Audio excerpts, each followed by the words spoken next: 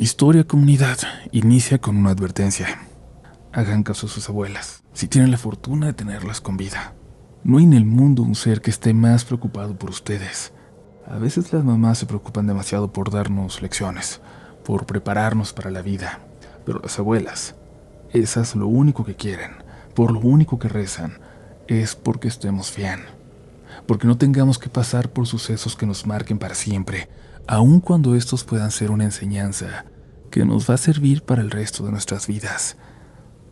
Si digo todo esto es porque lo que voy a contar a continuación es una mezcla de cosas que yo viví con las historias que me contaron, pero en conjunto le dan vida a lo que fue la noche más espantosa, más horrible de mi vida. La casa de mi abuela está en el pueblo donde nació mi mamá, donde nació toda su familia. Mi mamá se vino a la capital para trabajar, pero todos los demás se quedaron por allá. Yo no los conocí hasta que mi mamá se divorció de mi padre, cuando yo tenía 10 años. Él, por alguna razón, no quería que yo conviviera con ese lado de mi familia, que me asomara a esa parte de mi vida. Me recibieron con una fiesta de cumpleaños, y desde entonces, siempre, aunque estuvieran lejos, fueron la familia que siempre estuvo ahí. Lamentablemente, la familia de mi mamá tiene la muy mala suerte de, casi todos, morir demasiado jóvenes. Aquella familia grande en el pueblo se fue haciendo pequeña. Sé que andaban otros por ahí regados, pero con el paso de los años, a la única persona a la que iba a visitar era mi abuela, Julia. Sobre todo cuando se nos empezó a enfermar. Nos turnábamos mi mamá y yo para que cada fin de semana, al menos uno de los dos fuera por allá, a quedarse con mamá Julia, como le decía a mi abuelita. Y esto, comunidad, sucede un viernes, no cualquiera. Yo sé que va a sonar a cliché, pero esto empezó un viernes 13, el viernes 13 de diciembre de 2013. Llegué y me bajé del autobús que pasaba por el pueblo. Es tan chico que nadie más bajó ahí. Luego agarré camino hasta la casa de mi abuela. Era inevitable notarlo cada que iba, poner atención, ver las tiendas donde corrí emocionado por dulces cuando era niño, que cada vez quedaban menos. Un Oxxo que de alguna forma sobrevivía ahí, con la poca gente del pueblo, se las había comido a todas. La casa de mi abuela estaba ya casi donde acababa el pueblo, al subir una calle desde donde se veía todo. Todas las luces, cada lámpara en cada calle, cada ventana del lugar. Una vista que todavía la recuerdo y me enamora. Me encontré a mi abuela afuera, preocupada, mirando hacia el monte, hacia los árboles a unos 100 metros de su casa, donde empezaba la montaña. Primero pensé que estaba regando las plantas, pero luego me di cuenta de que era algo diferente, de que se veía mortificada. Le pregunté qué pasaba y en cuanto me vio me abrazó. Me dijo que le había ido a visitar a mi tío Lalo y que la había dejado muy preocupada, que estuvo ahí platicando con ella un ratito, que le había dado una vuelta para ver cómo estaba, pero después otra vez se le fue la cordura. Empezó a hablar solo, a decir cosas que no tenían sentido, como si hablara con alguien más, como si le contestara a alguien que no estaba ahí. Y luego, así como solía hacer, salió corriendo pero hacia el monte. Y es que mi tío Lalo, sobrino de mi abuela, el primo más chico de mi mamá, solía pasar por etapas como esta. Se perdía por semanas, se volvía loco, se perdía. A veces se iba a la montaña, a veces se aparecía en otro pueblo. Dicen que una vez lo encontró otro tío, lejos, por la frontera, y se lo llevó de vuelta hasta allá. Mi mamá dice que porque cuando era adolescente se metió muchas drogas. Mi abuela cree que porque su mamá tenía una deuda, una de esas deudas con algo más, y que se la cobraron con la cordura de su muchacho. Mamá Julia creía mucho en las brujas, pero no de la forma en que podemos imaginarlas la mayoría, sino brujas de verdad. Por allá se daba mucho en otros tiempos, de esas señoras que te hacían trabajos, que te ayudaban en la salud, en el amor, en la fortuna. Para todo había solución, para todo mal una respuesta, pero también una deuda, que a veces no te cobraban al momento, pero que nunca, de verdad, nunca se quedaba sin pagar. Mamá Julia no se metía con ellas para nada. Y era una cosa más de otros tiempos, de más atrás, porque desde que yo visitaba el lugar ya no me tocó ver nada, por más que decían que se habían ido para el monte, porque una vez le habían jugado chueco a un presidente municipal y las andaban buscando. Nada, yo nunca vi nada. Y pues, mi abuela siempre creyó que lo de mi tío Lalo, esa locura temporal, era cosa de ellas, cosa de brujas. Entramos a su casa. Me iba a dar algo de cenar porque llegué cansado, pero yo vi a mi abuela, a mi mamá Julia, muy preocupada. No se le quitaba la atención de los ojos y veía que volteaba hacia la ventana que daba al cerro. Me apuré a cenar y le dije que me iba a dar una vuelta a buscar al tío Lalo, que a lo mejor andaba cerca todavía, por ahí atontado entre los árboles. Ella me dijo que no.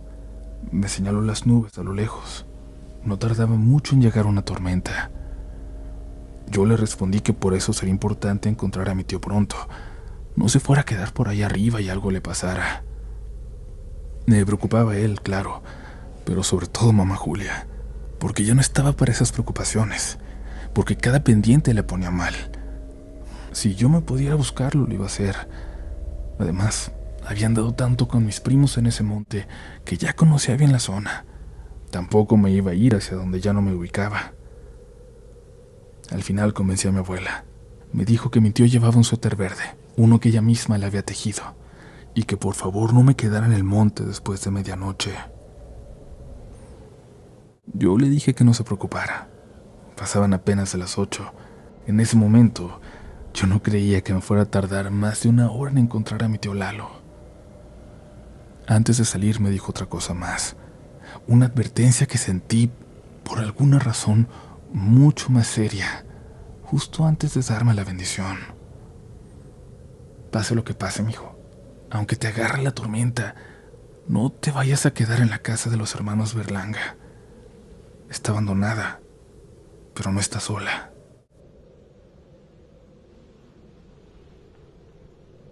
Conocía la historia. Los hermanos Berlanga eran dos señores ya grandes, gemelos, que siempre vivieron solos, en una casita en el cerro, en un campito plano allá arriba que usaban para sembrar de todo.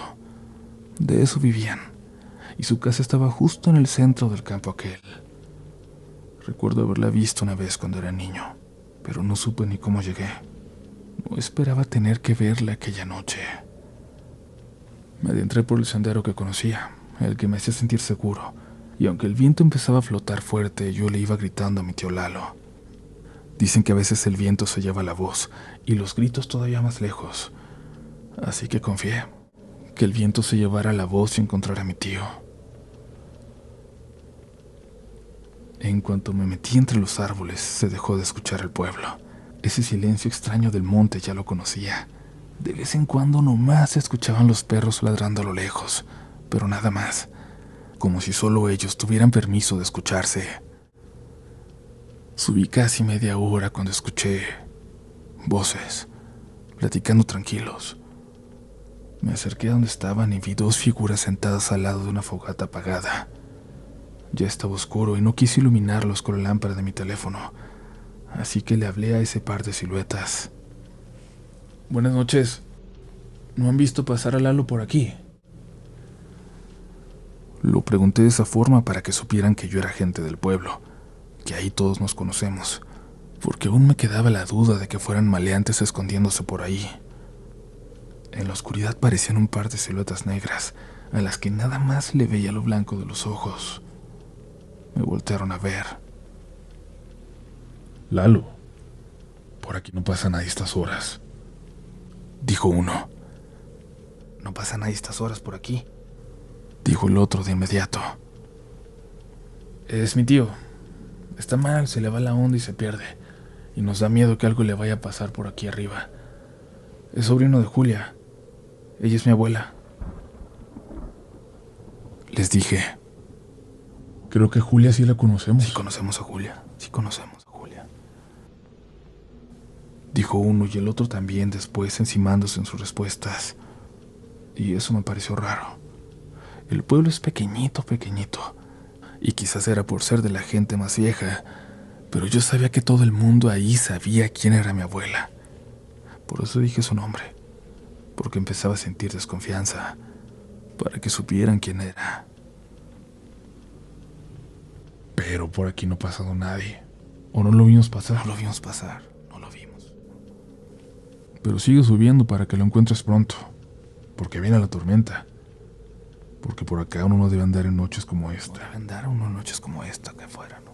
No debe andar. Agradecí intentando ser muy amable, como si con eso no me fueran a hacer nada si eran malas personas. Uno de ellos, el que hablaba primero, se paró. Se acercó un poco a mí. Estaba tan oscuro ahí donde estaban entre los árboles, que incluso a 1 metro de mí no pude agarrarle forma. No pude ver en él ningún detalle. No pude ver cómo iba vestido, ni cómo era su cara. Era una mancha negra ahí, cerca de mí, de la que solo veía los ojos. «Si sabes que no vienes solo, muchacho», me preguntó en voz muy baja, para que solo escuchara yo. «Yo sé que traes el pendiente y tienes que encontrar a tu familiar, pero hoy no es una buena noche para seguir subiendo», dijo, y la silueta se volvió a sentar con el otro, junto a la fogata apagada. Como si yo no estuviera ahí, siguieron platicando en lo suyo, y yo me despedí. Les dije que los veía en el regreso, y en cuanto caminé unos pasos dejé de escucharlos. Me preocupaba mucho. Me había comprometido con mamá Julia. Me daba mucho miedo seguir, pero me daba más regresarme. Tener que decirle que no encontré nada, que no me animé a seguir subiendo porque estaba muy oscuro. ¿Quién en su sano juicio se atrevería a decirle algo así? No sé cuánto más subí, pero al lado del sendero por el que iba, a la derecha, vi un camino cortito que daba a un campo. Ahí, sin la sombra de los árboles, se podía distinguir un poco más allá de la luz de mi lámpara. Vi un campo crecido, lleno de matas malas. En medio de él una casita, de adobe, apenas en pie. La casa de los hermanos Berlanga. También ahí, sin los árboles sobre mí, pude ver que la tormenta se acercaba y pensé en lo que dijo mamá Julia, en su advertencia. Pero la casita no se veía como un lugar al que siquiera me quisiera acercar. Seguí subiendo. Seguí caminando un rato más. Por momentos apagaba la lámpara porque lo último que quería es que se me fuera a acabar la pila. No podía quedarme a oscuras allá arriba, así que tuve que empezar a ahorrar energía. Apagaba la lámpara por largo rato mientras iba gritando. Mis ojos se fueron acostumbrando a la oscuridad. De repente, y no les miento, sentí que hasta veía más cuando la apagaba. Así seguí caminando, subiendo por el sendero que ya no me parecía tan conocido, que ya no ubicaba. Empecé a perder la confianza, prendiendo, caminando un poco viendo el piso frente a mí, iluminando alrededor a ver si veía al tío Lalo por ahí acurrucado, apagando, viéndolo lejos, alrededor, entre la pura oscuridad.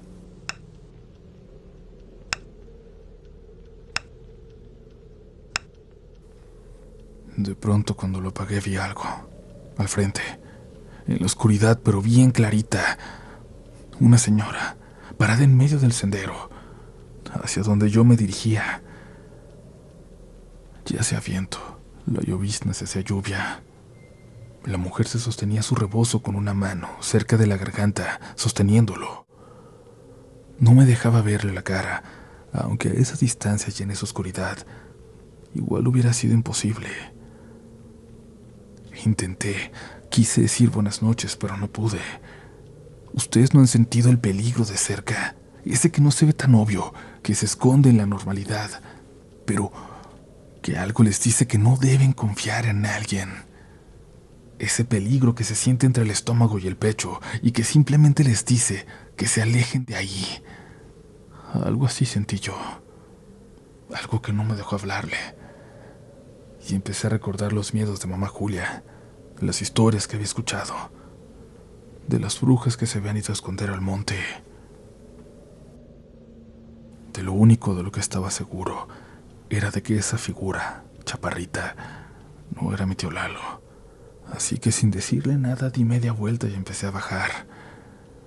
Volteé para ver si ya no se veía, pero pude ver la silueta más cerca.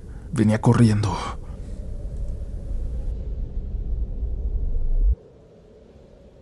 Apagué mi lámpara y empecé a correr hacia abajo en plena oscuridad. No veía el piso, nada, absolutamente nada, pero seguía corriendo, dejando caer mis rodillas hacia adelante, impulsado por la pendiente que cada vez se hacía más pronunciada. La mujer detrás de mí me seguía de cerca, corriendo en la misma velocidad que yo. Supe que si iba a escaparme de eso tenía que arriesgarme, correr tan rápido como pudiera. Pensaba que podía llegar hasta la fogata apagada, hasta donde estaban esas personas que me habían advertido. Pero al mismo tiempo sentía que no iba a aguantar. Tenía que pensar rápido. De pronto sentí algo en mi quijada, en mi boca, en la nariz que empezó a arderme, punzando, bien adentro de mi cabeza. Sentí lodo metiéndose en mi boca, en los ojos. Me había caído, de pura cara. No sé cuánto más rodé, pero lo primero que hice fue levantarme solo para escuchar que algo corría entre la maleza. Algo que podría jurar que se iba riendo. «Eso querías. Asustarme para que me rompiera la cara, ¿verdad?», grité hacia la oscuridad, enojado. De alguna forma esperando que solo fuera eso. Como deseando, pidiéndole a Dios que nomás me hubieran querido asustar, esperando que me dejara ir y seguir bajando. La tormenta ya había llegado, de lleno. Me intenté reponer, seguir bajando como podía, pero el agua empezaba a correr por el sendero. Volteaba en la oscuridad. No la veía, pero sentía que algo me seguía, ahora entre los árboles. La tormenta ya había llegado, de lleno. Me intenté reponer, seguir bajando como podía, pero el agua empezó a correr por el sendero. Volteaba en la oscuridad. No la veía, pero sentía que algo me seguía, ahora entre los árboles. El sendero ya casi desaparecía. Parecía imposible de seguir. Y en eso, a la izquierda, ahí estaba el campo. Y en medio de él, la casita.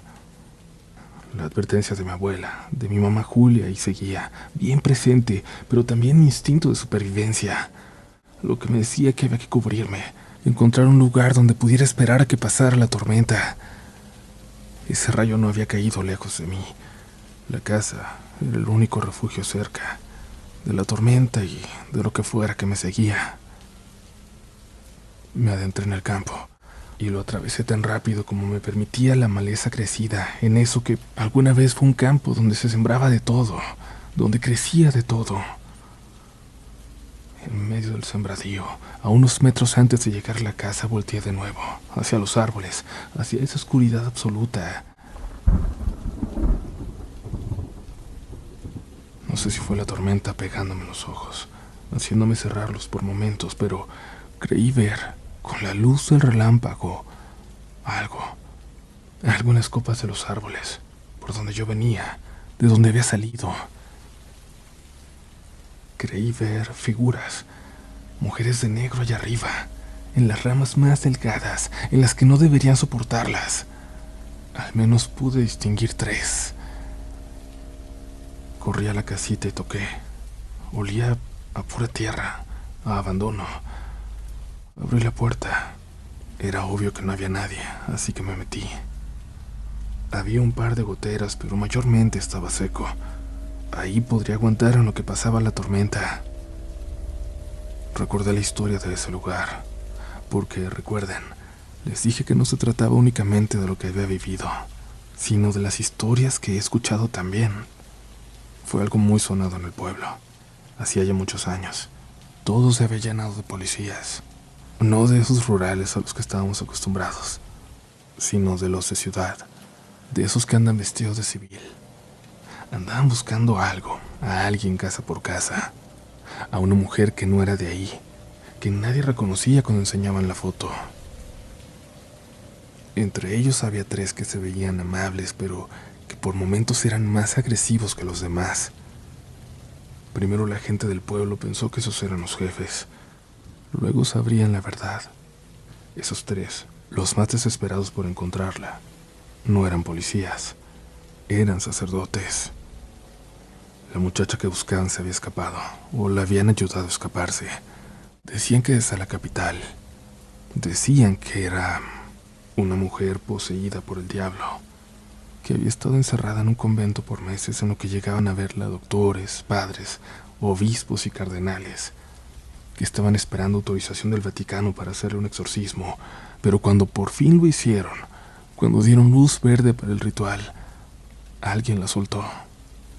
Alguien le abrió la puerta de su habitación y de todas las que necesitó para salir del convento. ¿Cómo sabían que estaba en el pueblo? No lo sé. De eso no se supo mucho, solo que la anduvieron buscando días y luego desaparecieron de ahí. Pero nadie en el pueblo les dijo que había una casa más por buscar, una que ya no estaba precisamente en el pueblo, sino allá arriba, en el monte, en medio de un campo para sembrar. La casa de los gemelos, de los hermanos Berlanga. No se sabe si alguien les pidió esconderla o si ella llegó ahí pidiendo ayuda, pero nadie se acordó de ellos. La gente que subía por leña o a cazar llegaron a decir que se escuchaban gritos que venían de ahí dentro. Gritos de hombre, de mujer, alguien que decía groserías de forma muy agresiva. También dijeron que los hermanos habían bajado una tarde al pueblo a comprar leche y huevos y artículos de limpieza. Eso le pareció raro al de la tiendita, porque ellos tenían ahí arriba sus animalitos. Gallinas, 2 chivas.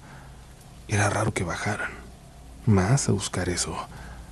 A veces bajaban a vender algún animalito o a intercambiar. Pasaron unas semanas y se dejaron de escuchar las voces, los gritos. Pero también se dejó de ver a los hermanos trabajando sus tierras. Había frutos listos para ser cosechados que se dejaron echar a perder. Las gallinas desaparecieron. Una de las chivas bajó con hambre y sed y terminó en el pueblo. Cuando la gente subió, dicen que se encontraron con una imagen horrible. Dicen que la mujer estaba ahí arriba. Los hermanos ya no. En cuanto se llamó a la policía, llegaron de nuevo los otros, los que no eran del pueblo. Llegaron los sacerdotes también. Subieron en la noche y para cuando amaneció ya se habían ido, ya se habían llevado todo. Y yo siempre pensé que eso era folclore, leyendas, una explicación interesante para la muerte de 2 señores que murieron de viejos y nada más, para hacerlo todo más lírico, más lindo de contar. Pero en ese momento, ahí dentro, no pude dejar de imaginar que todo era verdad. Que ahí donde yo estaba habían tenido escondida a una mujer poseída, pero no podía ser. Ya era suficiente con que unas viejas locas me siguieran por el monte como para tener tanta mala suerte de terminar ahí.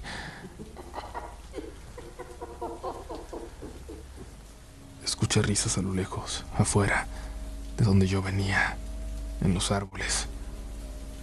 De alguna forma entendí en ese momento por qué se burlaban. Entendí dónde me había ido a meter. Por un segundo tuve la realización. Si realmente no estaba solo, si las historias eran ciertas, si mi abuela tenía razón, lo que estaba ahí adentro conmigo era peor que lo que estaba afuera. Había 2 cuartos ahí dentro, uno grande y uno pequeño, que creo que era la recámara. La puerta estaba cerrada, pero podía escuchar, si ponía mucha atención, más allá de la tormenta, que había alguien ahí. Está abandonada, pero no está sola. Retumbaban en mi cabeza las palabras de mamá Julia. ¿Dónde había caído? ¿Dónde me había ido a meter? Abrí la puerta con algo de esfuerzo. Una puerta de madera, maciza, muy pesada, como si fuera para afuera, pero ahí en el interior, apenas sostenida de unas bisagras vencidas. No había nadie, nada, solo un olor raro, desagradable que venía de ahí. Había una veladora en el piso. Ya no podía reconocer al santo. Parecía tallada, como si le hubieran querido borrar. Por suerte llevaba encendedor. Aún fumaba en aquel entonces, y la prendí. Mis cigarros se habían alcanzado a mojar con la caída, pero rescaté uno. Me supo a gloria.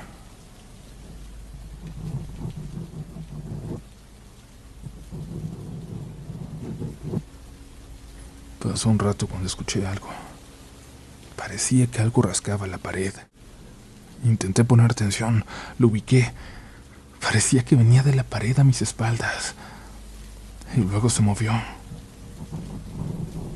Y entendí que algo rascaba la pared allá afuera. Que algo rascaba rodeando la casa. Lo escuché claramente cuando pasó por la ventana. Cuando rascaba vidrio y no adobe, pero no se vio nada. Solo pude seguir escuchándolo. Me dolió el estómago del susto, muy fuerte. Sentí que me apretaba por dentro, como si me llenara. Como si tuviera que echar las tripas para afuera. Como si tuviera que sacarlas. Pero no había con qué, no había nada. Quedaban algunas cosas, utensilios de cocina oxidados por ahí. Tendría que encontrar algo. Los empecé a mover. La panza se me llenaba. Me apretaba por dentro. Me lo tenía que sacar. Era desesperante. Busqué sin importar lo sucio que estaba, lo que podría encontrar. Y por fin encontré un cuchillito cerrado. Con ese sería suficiente para abrir la panza y sacar la tripa que me estaba molestando. Me quité la camisa. Me tenté por toda la panza y lo encontré. Era arriba, antes de empezar las costillas. Ahí sentía peor la presión. Si sacaba esa tripa seguramente se aliviaría. No había con qué enjuagar el cuchillo, pero esperaba poder hacer un corte limpio, tan solo para que me permitiera meter los dedos dentro de la carne y jalar. Puse el cuchillo cerrado justo en el lugar y le di una rajada. En cuanto sentí la primer punzada alcancé a arrepentirme, a despertar.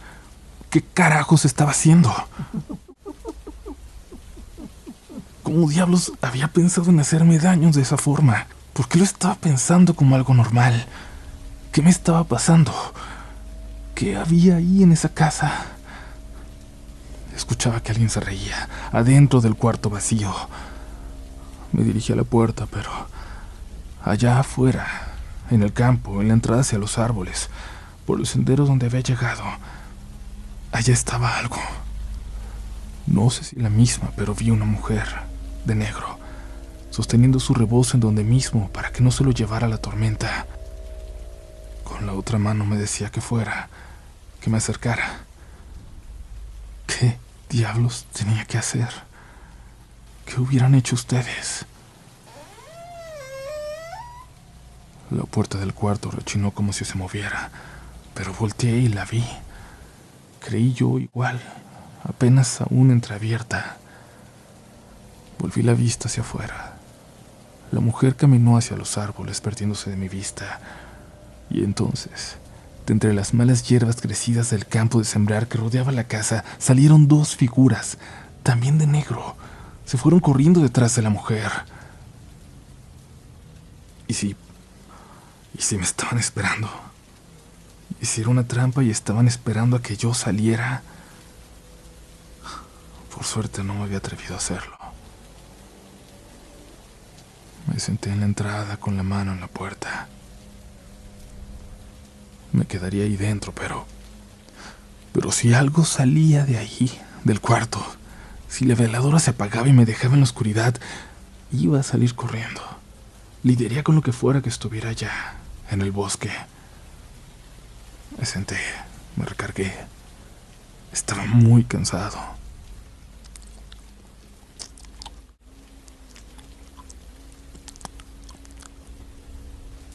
Abrí los ojos.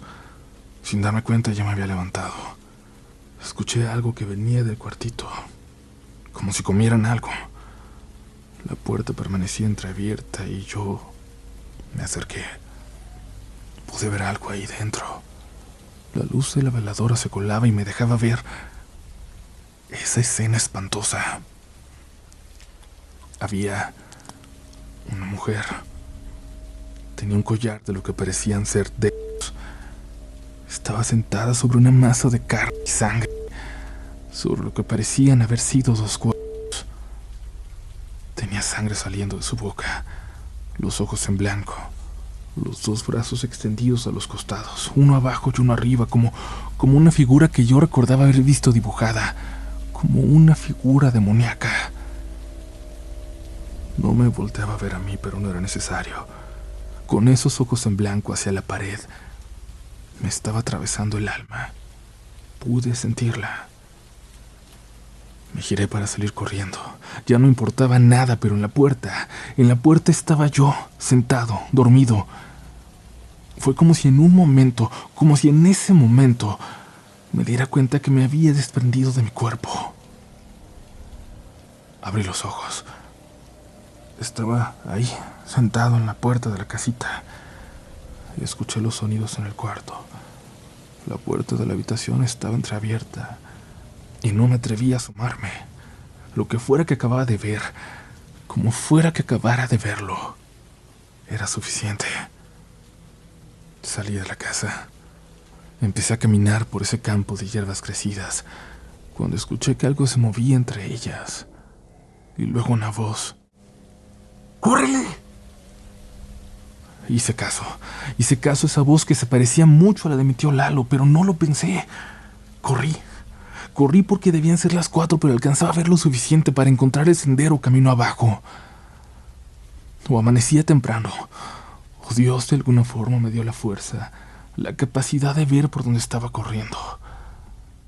Encontré pronto la fogata apagada, sin las figuras alrededor, pero sabía que iba en la dirección correcta.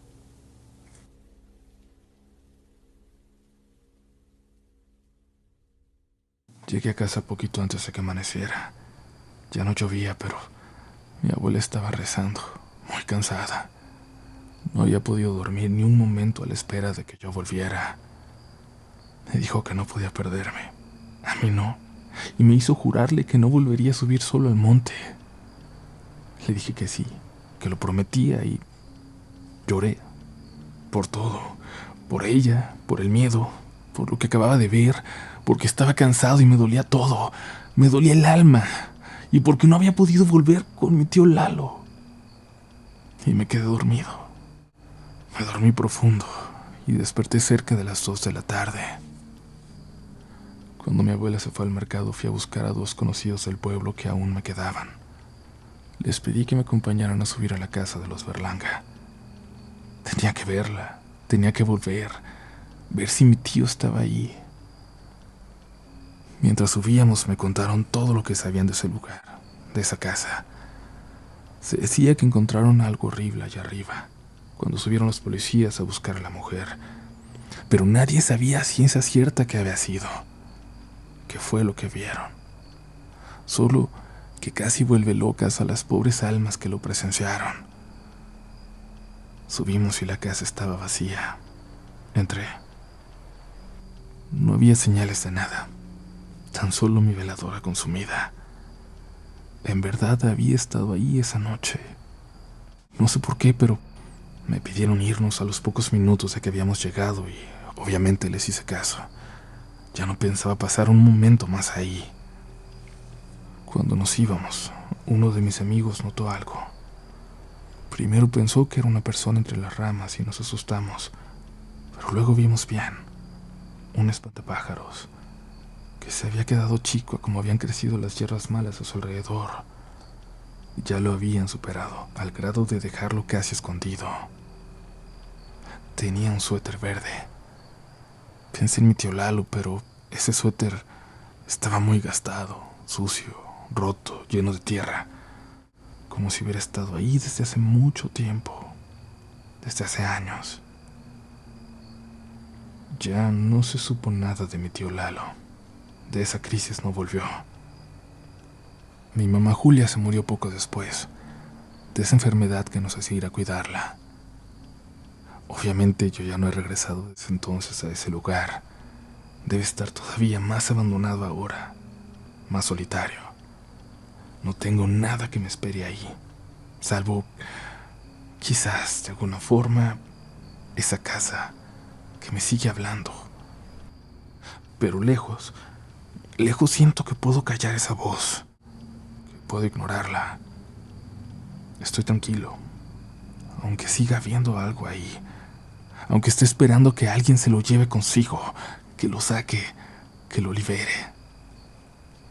Si eso llega a pasar, solo espero que eso que está ahí se haya olvidado de mí, o que nunca logre alcanzarme.